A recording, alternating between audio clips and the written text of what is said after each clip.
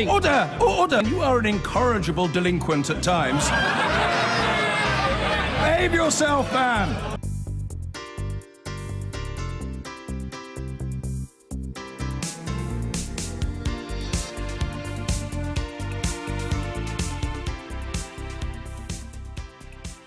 This is All Out Politics, news, debate and opinion from the heart of Westminster.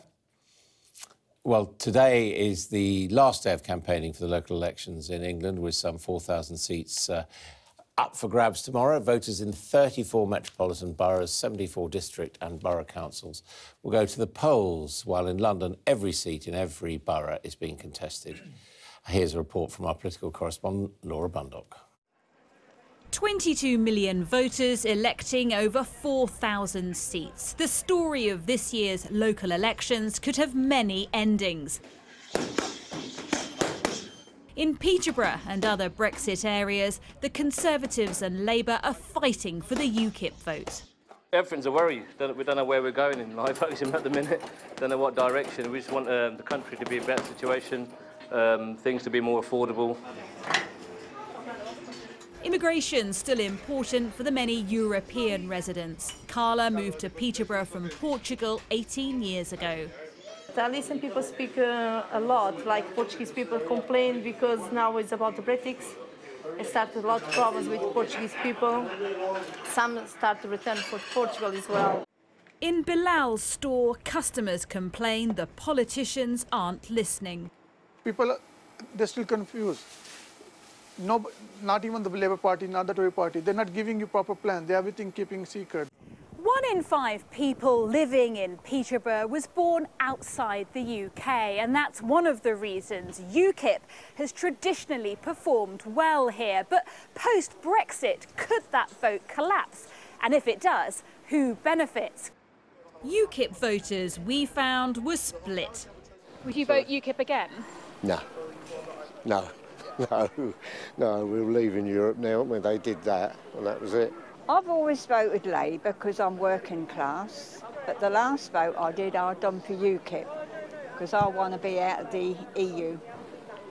Would you still vote UKIP? Yes. In London, there's one last push for votes. Every seat's up for grabs, and both Labour and the Lib Dems are hoping to make gains. So if you could, make sure you vote. But the Conservatives could still claim a victory if any London losses are balanced by Brexit-based wins outside the capital. Laura Bundock, Sky News, Peterborough. Well, with me now to look ahead to those local elections are the Liberal Democrat MP for Kingston and Surbiton, Sir Ed Davey, Raymond Chishti, Conservative MP for Gillingham and Rainham, and the Labour MP for Ealing Central and Acton, Dr Ruka Hutt. Welcome to you all.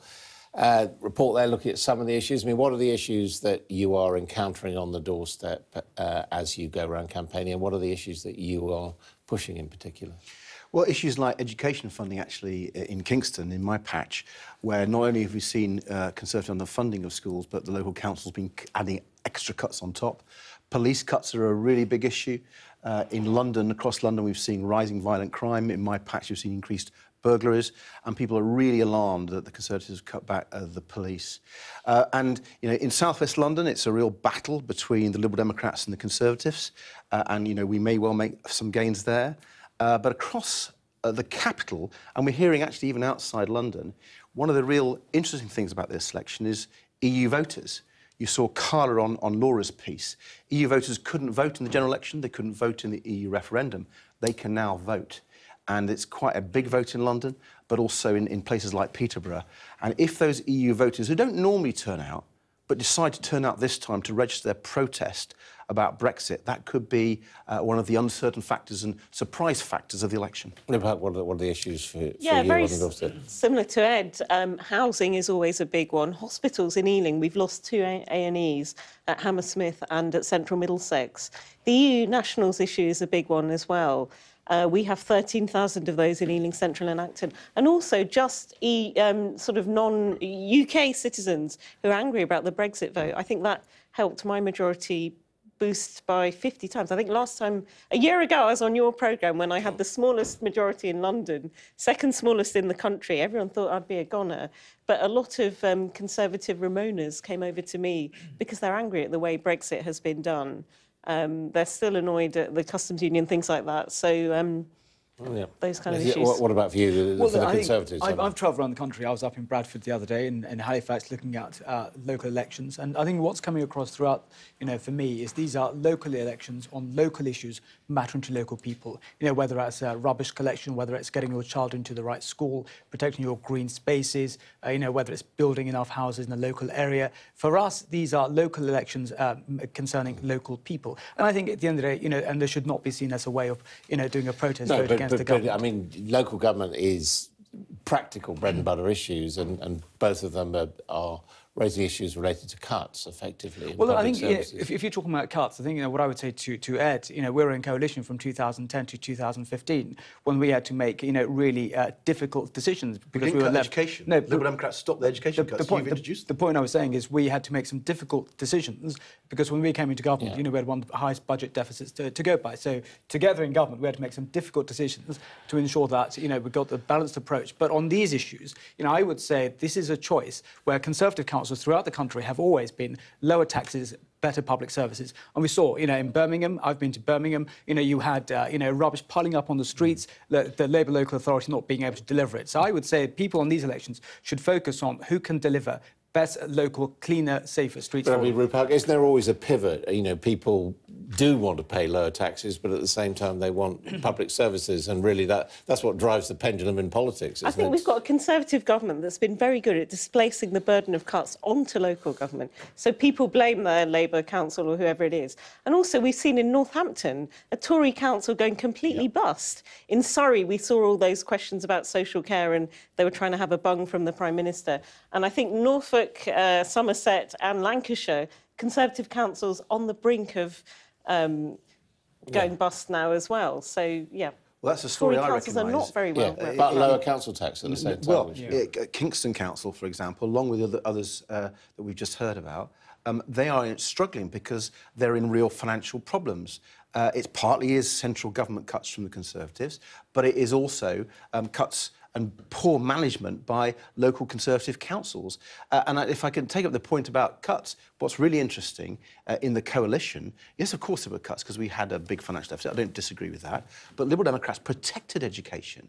Michael Gove wanted us to cut it. We refused. We said we want the money to go to our schools. What happened after 2015? We saw the cuts, Michael Gove's agenda of cutting schools happening, and it's happening big time. And it's really, really worried parents and families. And, the idea that we could clear up the financial deficit on the back of the future of our children is just unacceptable. And that's why the Liberal Democrat message on education is really resonating. Do you think people are getting the message, though, that there has been this dramatic cut, I think a 40% cut in the settlement for local government? Are they saying to you that they feel that central government is being unfair to local government? What I would say is if you look at Conservative councils throughout the country, you have, for example, in Westminster, their children's service were the first to be rated outstanding. It talks about, having less money, but it can't have it both ways. They're in government. And when we were in government, we made tough decisions, but we also made sure, the budget for education was ring-fenced so that people could get the right support. No, look, you can't take credit for things that were... Michael Gove wanted to cut it, right? It's very clear, it's on the record. He wanted to freeze spending on schools, and Liberal Democrats said no. What happened after Liberal Democrats left government? The Tories froze spending on schools. So the blame lies fairly and squarely at the Conservative door. Liberal Democrat record on higher education, not so good, though, is it? The sort of duplicitous claims before the election. News. I mean, and then we've accepted that. But I do think Conservative councils... Still people raising tuition fees on the doorstep? Brexit's coming up far more. And I would agree that Brexit in my constituency is really, really big. You can't have it both ways. You offer tuition fees, and then you then got... How many seats did you have in 2010? Over 50? Surprisingly enough, it's not news to us on that, but now we're fighting elections in 2018. On local issues. On local issues. But Brexit is also coming up. What about the impact of external issues? Obviously, there's been a lot of national media focus on Windrush during this period. Do you feel that is affecting how people are going to vote? I think it shows how the Conservative government have sort of misjudged the public mood, because there's outrage on the doorsteps at that. And for too long, we've had this sort of pandering policy with those go home or face arrest vans that drove around the London Borough of Ealing and other diverse boroughs. I think there was a pilot project in only a few places. So, I mean, they've completely booed on that. I mean, it's interesting, just come through, actually, a YouGov poll, a current attitude to immigration. Conservative voters say it's too strict, not strict, too strict, 21%, not strict enough, 44%. Labour voters, too strict, 3%, not strict enough, 48%. I mean, I think the Windrush fiasco, lots of people will know, people that were legally here, that were asked to come to this country to rebuild the nation. So that, I mean, yeah, there's lots of things there. Conflated illegal immigration. No, I'm just thinking perhaps outside London, where there is this apparent... Chattering classes. This what? The chattering classes, were you going to say? No, I was going to say that outside London, last time these seats were fought, there was that big UKIP vote. You showed Peterborough there in your film. Is Labour going to be competitive for the UKIP vote, given those sort of attitudes by Labour voters? The example you showed, Peterborough, that used to be a ex-Ealing councillor, Stuart Jackson, who was the MP, who was a big leaver. That's now represented by Fiona Anasangwe, someone with an African name. I mean, that's progress. Labour took that seat, so they shouldn't take anything for granted. I think what those figures show is people are concerned about illegal immigration. And actually, there's cross-party views that if people have broken the law and illegals, they need to leave. However, the harsh environment that Theresa May has championed has not... hold on, let me finish. Hasn't just... Deandra, you were in government with us. No, sorry. In 2015, you passed an Immigration Act which contained a whole lot of measures we'd stopped in the coalition. That 2015 Act, by the way, that's the culmination of the harsh environment. No, you're right. 2010, you were there at the table. Do you disagree? Did you vote for the 2016 Immigration? I didn't. And in the 2016 Immigration Act, the hostile environment came to its climax. So you bear a far greater responsibility. Let me just clarify the position. I'm just talking about the facts. No, the situation is this. The issue, what we did in government, in tackling illegal immigration and also making sure that people who want to come here contribute can do so. Agreed. You were in government with us. Agreed. And therefore, you can't be all things to all people. And I agree with you on illegal immigration, and I think Rupa would agree with me as well. We all have to make sure that those who come to this country, not for the right reasons, are dealt with firmly. But the problem is to enforce illegal immigration toughly. Doesn't that necessarily mean that you have to interrogate very harshly those people on the border? Look, I think border checks, we, as a government, we did bring them in 2015. I sit on the Home Affairs Select Committee. They were brought in. But what I would say, the final point I would say, these are local elections for local people, and the Conservatives, lower taxes, better services. OK, right, we've got 1 minute left. You've got 20 seconds each. Why vote for your party in the local elections tomorrow? Ealing Council is an award-winning council now. It's not a loony left one like in the old days. And I think Northampton, a Conservative council that's gone bankrupt, is a salutatory warning to not vote Conservative. Lib Dems have vanished in our area. Why vote Conservative? Excellent local services, lower taxes, better services, proven track record across the country. See, for example, I would say in Westminster, Wandsworth, Conservative councils delivering, and look at the comparisons in Sutton, massive issue with bin collection, frontline services. We provide better local services for less. And why vote Lib Dem? Liberal Democrats will protect funding for our schools as a key top priority. We'll also keep campaigning against the cuts to our police, which have so irritated many people from all political persuasions. OK, thank you all very much indeed. Tomorrow is local election day across parts of urban England. In London, all council seats will be elected. In other regions, it's just a third of the seats.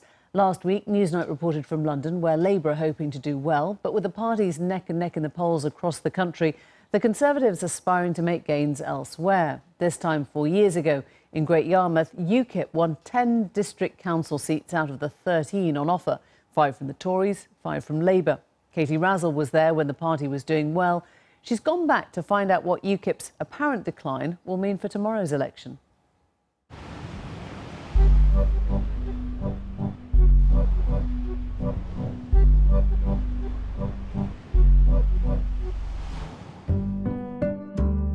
Great Yarmouth is gearing up for the summer season. This town on the coast of Norfolk has been a seaside resort since the 18th century.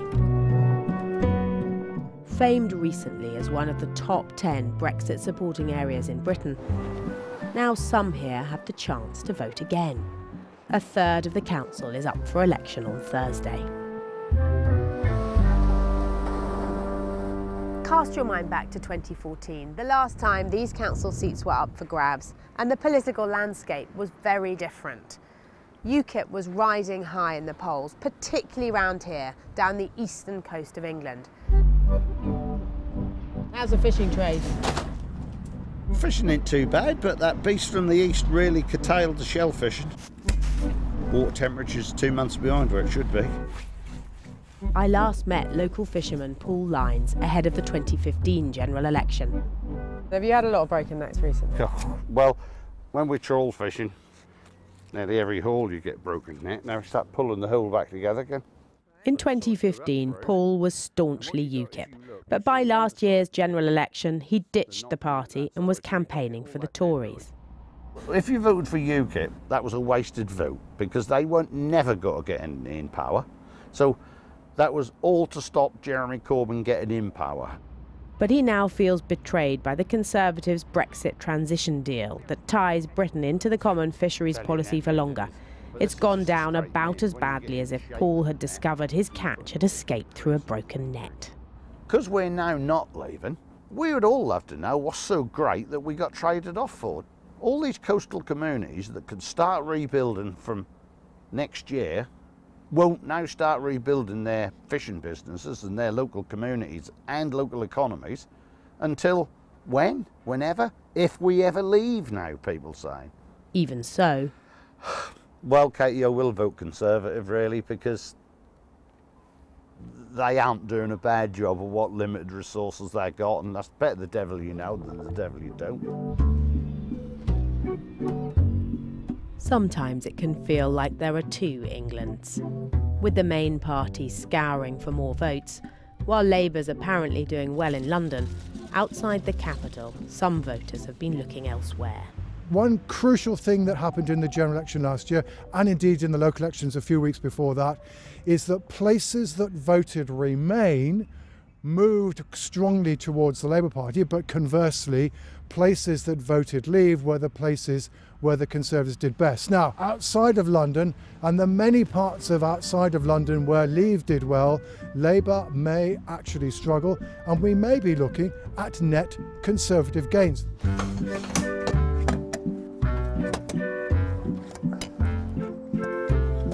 But Great Yarmouth's Labour Party has a secret weapon, a wooden spatula for easy leaflet delivery. They may need more in the battle for a town where 71% voted Leave and where UKIP took 5 council seats from the party 4 years ago. Do you think that Labour will win some of those UKIP seats? Or is it that mainly their vote goes to the Conservatives? We obviously hope, but we have been putting in a lot of work and there's been a lot of positive energy going into our campaigning, etc. And because we've been talking to people, because we've been listening to people throughout the whole year, we feel that Labour certainly has gained a lot of respect locally. But Labour's in a lonely place round here. 4 years ago, Alex Mayer was elected Labour's only MEP in this eastern region. There are 3 Conservative and 3 UKIP MEPs. At this point in a parliament, shouldn't Labour be doing better? Well, I mean, I think that Labour are doing quite well across the east of England. It's always a tough region for us, and places like Great Yarmouth switch between Labour and Conservative. I think we could well make some gains here in Great Yarmouth and across the east of England. I don't think it's going to be earth-shattering overnight, but I think we're making steady progress. There was a time when another party saw this area as its heartland, tapping into anti-immigrant, anti-EU sentiment. But UKIP's short-lived heyday in various seats across eastern England ended last year. Whereas in the 2015 general election, UKIP was eating into a large section of the vote, at the general election 2 years later, in almost every one of those seats, they were down to single figures. Voters have already switched allegiance, and here in Great Yarmouth, so too have some elected officials. Last year, 7 UKIP councillors defected to the Conservatives. Their decision put this council back into Tory hands. One of those involved told me people on the doorstep kept saying UKIP's job was done. And for that person, taking the Tory whip felt like coming home. It looks like UKIP's vote has flown. The party's projected to lose all the 125 council seats it's defending in England on Thursday. Catherine Blakelock stood for UKIP here in last year's general election. The number one issue in this town, if you ask them what is the number one issue, it's immigration, immigration, immigration and immigration. Then why are they not voting for you? Because there have been times when we have made a mess of things and Nigel, who was the linchpin, left, you know, but there's such political volatility going on. When you're very likely to lose all your councillors. No, we won't. A lot of people feel politically homeless. I don't care whether we get wiped out in this election because the fight has hardly started. It doesn't but if you matter. get wiped out, that's a sign. No, it doesn't. Nobody wants you. No, it doesn't mean that. The Conservatives hope to capitalise on UKIP's implosion. Their devoted foot soldiers out in all weathers, umbrellas and raincoats in evidence, though no handy wooden spatulas. Great Yarmouth's MP is also Tory party chairman. Round here, I mean, this time 4 years ago, UKIP swept the board. They took, you know, how many, 10 out of the 13 seats that were up. Some from you, some from Labour. Yep. Do you think that those voters just go back to Conservative and Labour now? Not necessarily. I mean, what I can say is what we saw in the general election last year, where in certain parts of this constituency, the UKIP vote that had been maybe previously Conservative and certainly supports what we as a party stand for, but wanted to leave the EU, came back and voted for us. But UKIP still picked up a fair few thousand votes here, and effectively a lot of that was the people who previously maybe thought about or voted Labour not going back to Labour. Until recently, Brandon Lewis was Immigration Minister. We met in the wake of the Windrush scandal, though before Amber Rudd resigned. He's clear what signal the government should be sending out. Do you think that the government's target, the 100,000 net migration target, do you think that should be dropped? Well, I think people do want to see that we're getting control of migration. Target. So I think we do need to make sure we're very clear with people that we are focused on that and actually making it sustainable levels down to those tens of thousands. I think it's an important part of that. And I think here what people really wanted to see was a situation where the government, UK Parliament, UK government has control, and we get to make the decisions. Haven't got control well, no, actually, well, of course, at the moment we're still in the EU.